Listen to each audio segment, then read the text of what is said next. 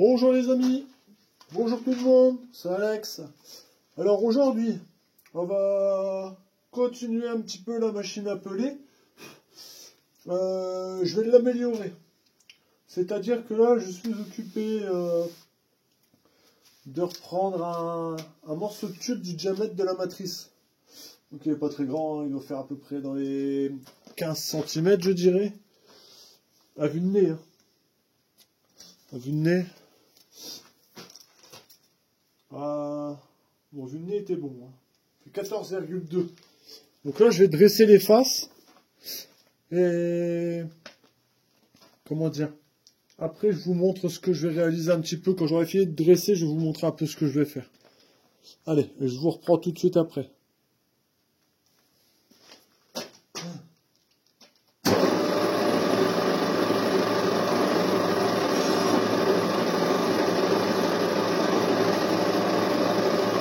C'est bien d'avoir un tour avec une avance automatique. Rien à faire.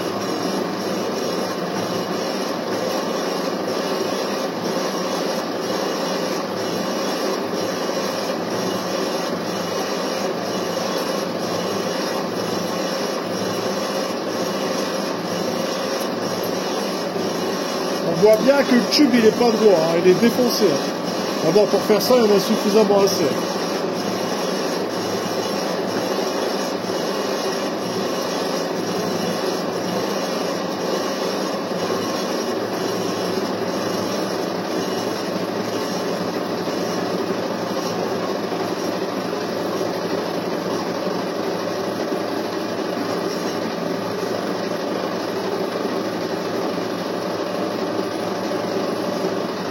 Petite passe par petite passe parce qu'en fait le tube il est vraiment de biais, donc il touche plus, il touche plus. Bon voilà, c'est fait. Alors ici j'ai un super seau assez costaud, voyez-vous, on a du mal à l'écraser, avec une bonne anse, je crois que c'est comme ça que ça s'appelle, une bonne poignée ainsi de dire, assez costaud, simple seau, PVC mais vachement rigide. Le seau, c'est de la marque Gilac. Je sais pas si vous allez bien voir. Donc c'est Gilac, numéro 1060. Donc en fait, je vais découper le fond du seau, que je vais venir mettre en force dedans, dans le diamètre du tube. Donc ça, il faut que je le reprenne un petit peu sur l'épaisseur. Je vais l'enfoncer dedans. Et après, j'y mettrai les vis tout le tour. Et après, j'y ferai un épaulement ici. Je vais souder des plots, certainement. 4 plots, 3 ou 4 plots. Là, sur le bas. Vous imaginez que le seau vienne comme ça, hein, bien sûr. Donc là, je vais souder des plots. Comme ça, ça va venir se poser au-dessus de la presse. Donc avec le pot du tube, ça ne bougera pas. Puis je pense que ça fait un bel entonnoir, quoi. Assez sympa. Quand je l'aurai bien nettoyé, il sera tout beau. Propre pour moi travailler, il y en aura largement assez. Bon allez, maintenant je vais reprendre l'intérieur si j'y arrive, parce que hop là, l'intérieur ça regarde, le tube il voile, pourtant je l'ai bien réglé comme je pouvais au mieux. Bon, en fait il y a un plat sur le tube en fait. Le morceau de tube il est écrabouillé, c'était une partie qui était abîmée que je voulais pas récupérer pour faire la presse. donc je vais récupérer pour moi faire mon entonnoir de ma presse en fait. Tout simplement. Que de la récup, hein, on essaye toujours de faire au moins cher. Ça aurait été assez simple d'aller dans un Gamme Vert ou un Leroy Merlin ou peu importe pour acheter un seau en zinc et venir l'emboîter dedans en fait. Mais c'était trop simple. J'aime bien le faire moi-même, j'ai un vieux seau qui est tout bon, qui n'est pas cassé, qui est très costaud. Donc je vais l'intégrer à mon tube et puis voilà, comme ça au moins c'est à la portée de tout le monde. Bon après c'est vrai que c'est à la portée de tout le monde d'aller acheter un seau. Mais là c'est quand même plus de classe de se dire je l'ai fait moi-même. On déverrouille ça. Hop. Alors ici on va y aller tout petit parce que catastrophe. L'outil vibre un peu. Hein.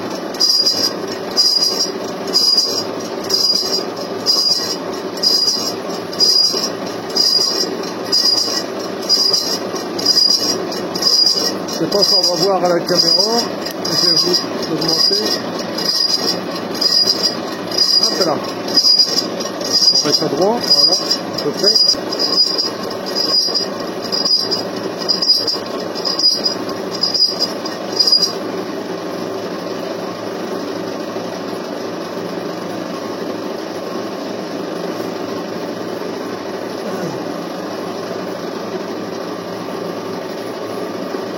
Ah, c'est une catastrophe. Hein.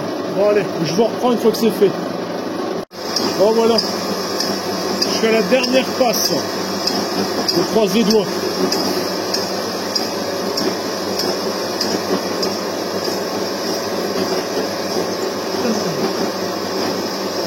Ça fait des sacrés beaux copeaux. Hein. Regardez.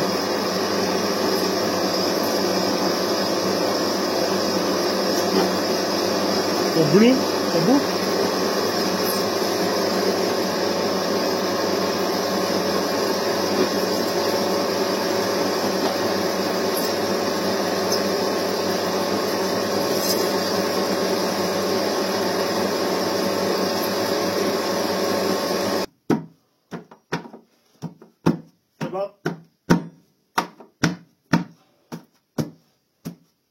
Il va pas se sauver. Hein.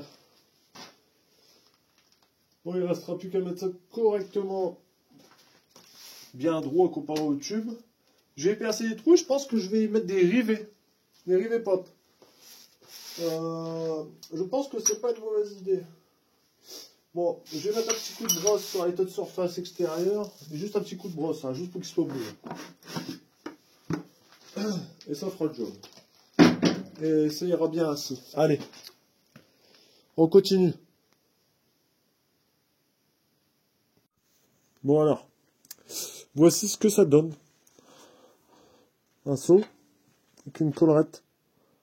Bon là j'ai pas encore mis les vis, enfin les rivets. Je pense que je vais mettre des rivets pop. Et ici, ça va bien, ça vient bien s'ajuster quand même. Bon, à part que le tube est un peu plié, mais bon. Donc là ici je pense que je vais mettre, ici sur tout le tour. Ici, je vais mettre une bande comme ça, en métal. À l'arrondi, sur l'avant et sur l'arrière. Bon. Hop, pardon. Bah dis donc. Donc voilà. Voilà ce que ça donne. C'est pas trop mal, je trouve. Taille caille. J'ai encore chopé la mort. Comme d'habitude.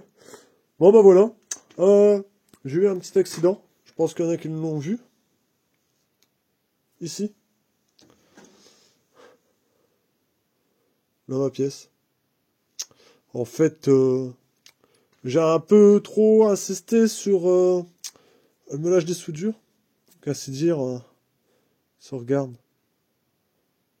ça tenait plus sur rien. Donc en fait, bah la pièce elle a cassé quoi. Bon après ça sert à rien. Hein. Ça, je le remettrai là, proprement, hop, un point de soudure. Voyez-vous, je suis transparent avec vous. Hein. J'aurais pu le reposer, et on ne voyait rien. Mais je suis pas comme ça. J'aime bien être clair.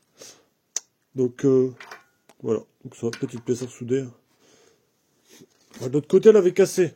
Mais de l'autre côté, elle avait cassé là. Parce qu'il n'y avait pas assez de points, elle avait fait 4 petits points de rien du tout. Bon, maintenant, de l'autre côté, un peu de pièce blindée, on va dire. Donc ça, de ce côté-là, ça bougera plus. Par contre, là, je vais faire un bon petit cordon de soudure là sur tout le tour.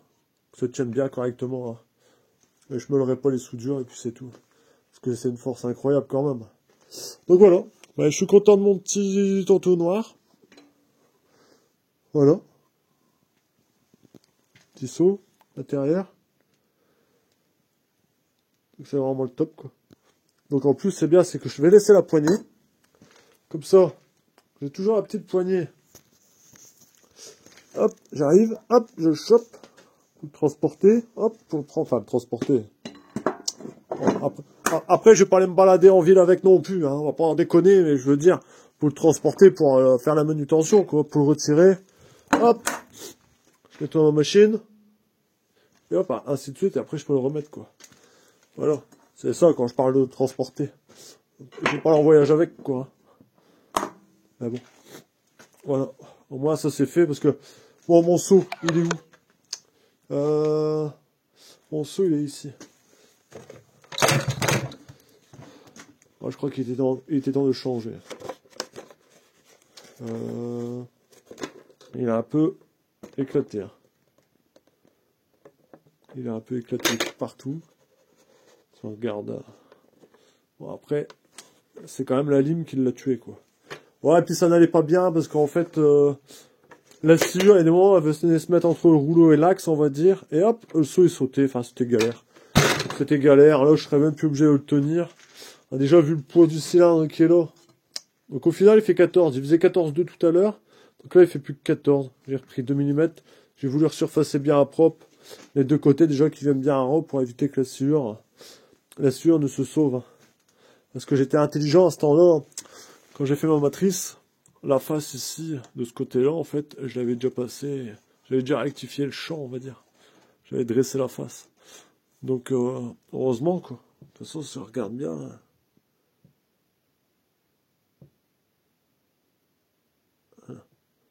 Le raccord des deux, c'est juste posé. Bon, après, il y a peut-être un peu de cochonnerie aussi. Hein. Mais... il n'y a pas de jour, quoi. Au moins, la sciure va pas se barrer. Regardez les taux de mon corps de matrice. Là, on le voit bien. Il est tout bouffé, quoi. Ici, j'ai passé un petit coup de disqueuse. Il est tout lisse, maintenant. J'ai laissé sous le toit, j'ai passé la disqueuse. Je vous dis pas dans l'état du garage, quoi. La poussière que ça a fait. Un truc de malade. Bon, enfin. C'est pas grave. C'est pour une bonne cause. Je vous fais du pelé. Bon. Et ben voilà. Hein. Ma machine, elle commence à se fignoler tout doucement. J'aimerais vraiment bien qu'elle soit entièrement terminée. Qu'elle soit vraiment entièrement terminée et puis que je puisse la peindre, en fait. Donc là, j'attends juste de trouver un petit morceau de vis sans fin. Si j'en trouve pas, bah, je prendrai ma vis sans fin là que je couperai. C'est dommage parce que je voulais pas couper ma pièce d'origine, quoi. C'est vraiment dommage. Ou sinon, j'irai acheter une terrière, hein, comme je vous dis, un fourré de tarière.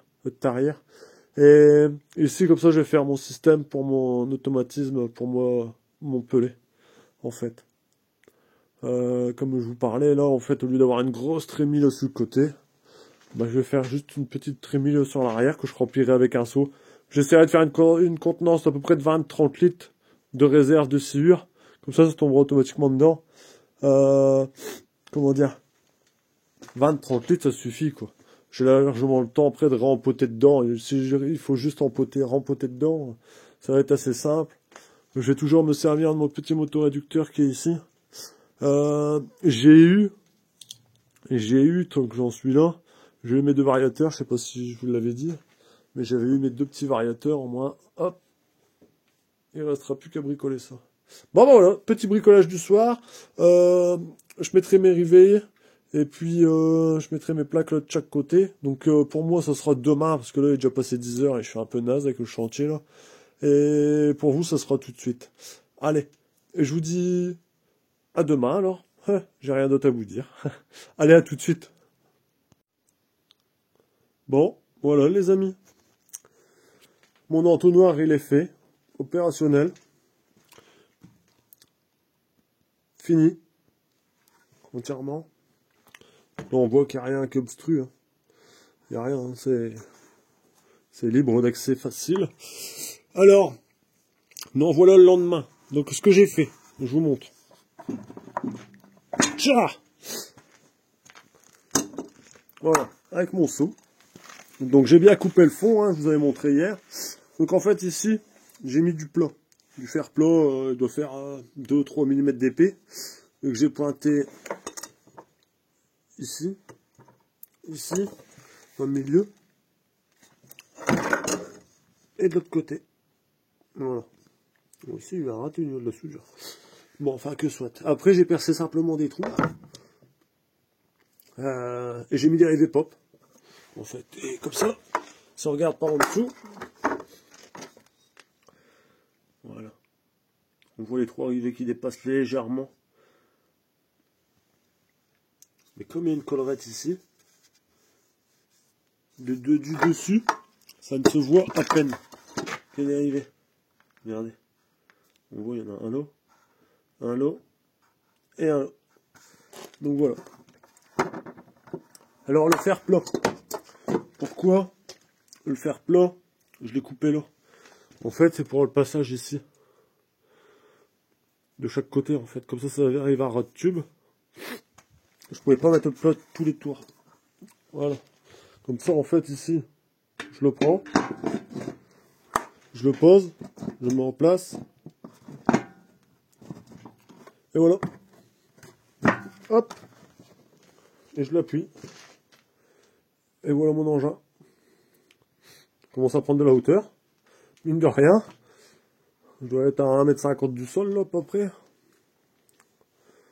Donc voilà. Donc là, il me reste à réparer ma petite connerie, que je vous ai parlé un petit peu avant dans la vidéo.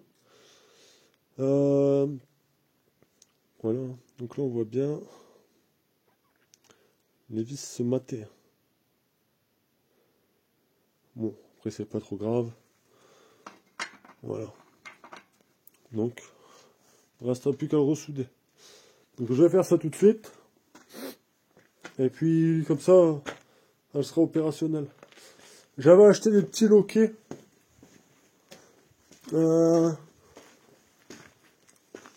J'avais acheté ce genre de petits loquets. Vous savez, on l'ouvre. Vous le déverrouillez. Avec un petit support comme ça. Mais ça me disait rien. Je les ai achetés, ils sont là. Bon, ça me servira pour autre chose. Ça me servira pour autre chose. Donc voilà. Cette petite pièce est terminée. On est mercredi 25 janvier aujourd'hui. Comment dire? Je n'ai toujours pas reçu ma lame de scie. Donc je l'ai commandé sur un site. Hop. Donc je l'ai commandé sur un site sur internet. C'est la lame de ma scie à ruban que j'ai cassée. C'est de ma faute. J'ai mis une descente trop rapide. Elle a sauté une fois, deux fois, trois fois, cassée. Donc en fait, je vais vous parler un petit peu de ce projet-là. En fait, je veux créer un broyeur. Et vous allez me dire, mais Alex, t'en as un? Oui, j'en ai un. J'en ai un. Mais pour affiner, ça c'est le top.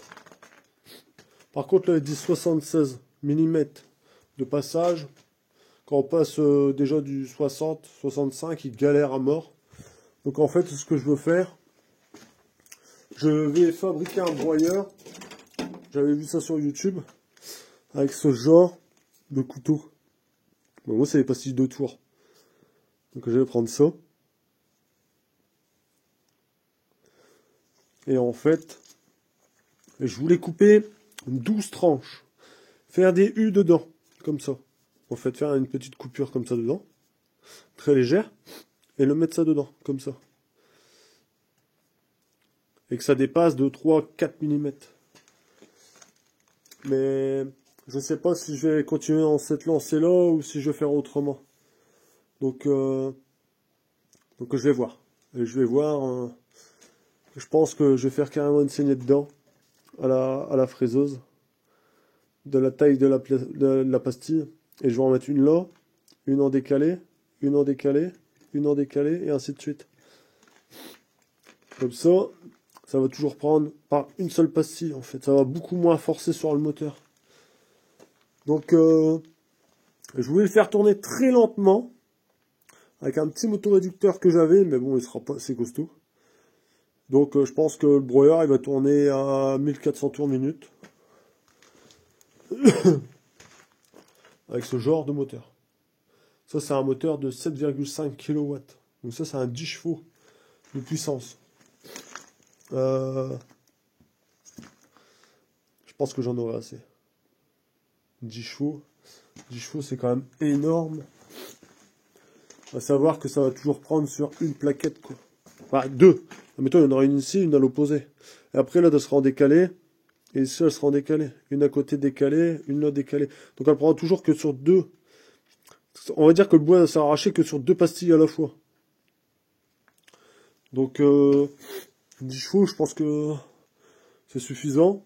En plus, à savoir qu'il y aura l'inertie, parce que le brut, il fait à peu près une trentaine de kilos, je dirais, à vue de nez, 25 kilos sûr. Donc, il y aura de l'inertie, quoi. Quand ça va être lancé, ça va être lancé. Donc, je vais prendre ça. Et on va voir ce que ça va donner.